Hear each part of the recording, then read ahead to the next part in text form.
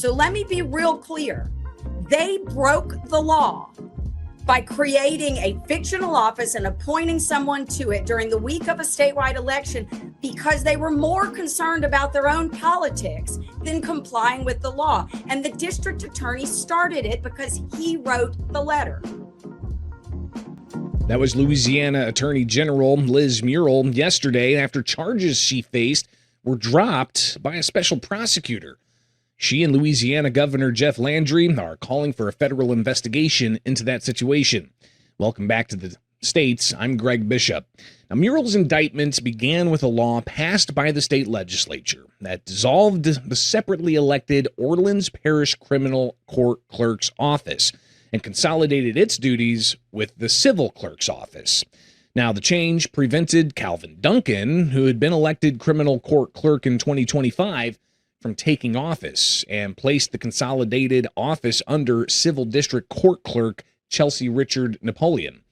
Now, New Orleans officials disputed that interpretation, arguing the legislation instead created a new combined clerk's office that needed to be filled. The New Orleans City Council subsequently appointed retired Judge Calvin Johnson as interim clerk and called a special election for that position. Murrill warned city officials that those actions violated state law. In a letter sent to the mayor, district attorney, and 5 city council members, Murrill threatened legal action to remove officials from office if they proceeded and said she would act to prevent Johnson from assuming the clerk's duties. Now, those letters became the basis of a 16-count grand jury indictment charging Murrill with 8 counts each of public intimidation and malfeasance in office. The charges were dropped Wednesday by a special prosecutor after Williams and several council members asked that the prosecution be dismissed. But despite Murrill's indictment being dismissed yesterday, it was made clear Wednesday by her and the governor that there is still a bone to pick with the New Orleans city leaders. The Square, Louisiana reporter Nolan McKendry, he reports that during a news conference yesterday dedicated to the incoming tropical storm, Landry and Murrill repeated and addressed their feud with New Orleans, raising the prospect of a federal investigation into Murrill's indictments and calling for future legislation to give the state greater control over those cities' courts. A federal investigation is warranted. A state investigation is warranted. The Judiciary Commission should be investigating the judges that were involved. The bar, the Office of Disciplinary Counsel, should be investigating all of those lawyers that were involved. JP's a lawyer. So I don't know if the conduct that he engaged in shouldn't disbar him. Jason Williams' conduct, he should have his law license ripped from him. I can tell you this, if I would have engaged in that, all of y'all would be calling for my law license. I know that, okay? But for some reason, because it seems to be the other party, it's just like, mum's the word, it's okay. And so, no, it's not okay. Now, Murrill identified a range of potential crimes she says stems from this indictment, including interference with a statewide federal election, civil rights violations, manipulating or obstructing grand jury proceedings, obstruction of justice, wire fraud, damaging public records, malfeasance, and public intimidation, the same offenses she has been accused of committing. Now, she argued that the indictment itself could constitute public intimidation because, in her view, she was threatened with imprisonment for carrying out her duties as Attorney General. Murrill also said her office is pursuing public records related to the case and intends to expand those requests. She questioned whether Williams' office was uninvolved in the prosecution, as he has maintained, saying unnamed people had told her otherwise. Now, she added that civil litigation could follow, calling the case a malicious prosecution. Murrill's been adamant from the beginning that her letters to city officials were lawful warnings about the consequences of violating state law, not criminal threats. What I did was not a crime. It was never a crime.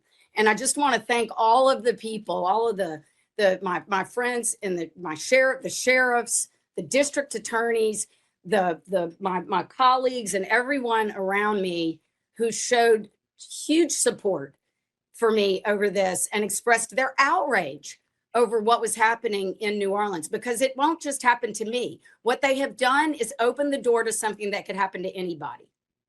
And that's why it's not over. It's not over. And it's not because I'm angry. It's not because any of us want to retaliate against anybody. It's because what they did, it can now be weaponized and used against other people.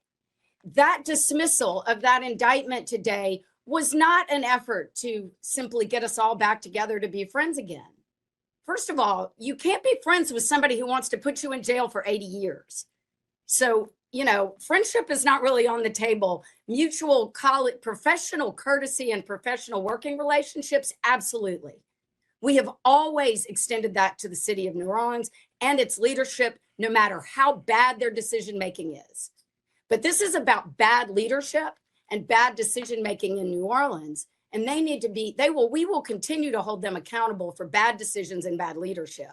And I'll continue to tell them if they break the law, and I will continue to do my job as Attorney General, and I won't be threatened by this action. Now, she said personally, she warned city leaders not to move forward, including speaking with others and the mayor, and urged them to wait for the courts to resolve the dispute. The fallout could potentially carry a taxpayer cost. I can tell you that I did a, back of the napkin calculation of how much I owe my lawyers right now, and it's close to $250,000. And I will ask to be reimbursed for that because I was acting in my official capacity. So that's what the city of New Orleans leadership who put this thing in motion illegally and improperly cost the taxpayers of this state. That's not my fault. That's their fault. And they started this. I want to go back again to what they did when they took it upon themselves to ignore my legal advice over and over again and appoint someone to a fictional office that they made up the week of a statewide election for the Senate primary, for the United States Senate. I took that pretty seriously. It could have undermined ballots, voting machines.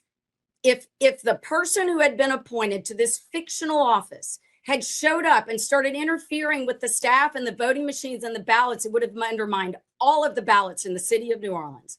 That's how important this was at the time. Landry said lawmakers are expressing interest in convening a special session to, quote, look at ways that they can take more control of the court system in the city of New Orleans. He said he's got a lot of legislators wanting to go back into session. We'll keep an eye on that developing story out of Louisiana. You can get the headlines in your inbox at thecentersquare.com.